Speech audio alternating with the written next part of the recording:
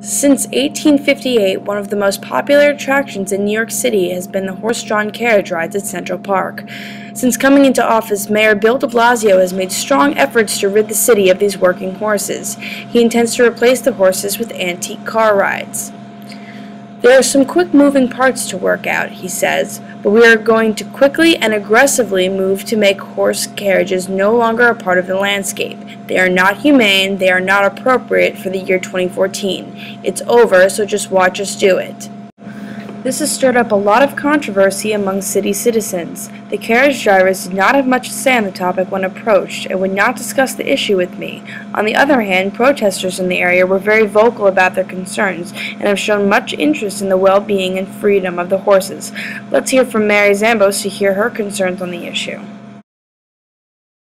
Horses came on my radar when I moved closer to the park, and so I started observing them every day, and it seemed odd to me that we were putting horses in modern-day traffic. Many people think the horses are just living in Central Park, and so they figure, well, what's the harm if they're just living in Central Park? But that's actually not the case. They actually live on the far west side of Midtown Manhattan.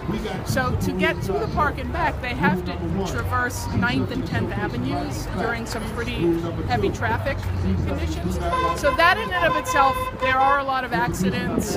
These are prey animals that can be spooked, and we've seen spookings before, and you know, when a 1,500-pound animal barrels down 9th Avenue, that's dangerous for people and for the horse.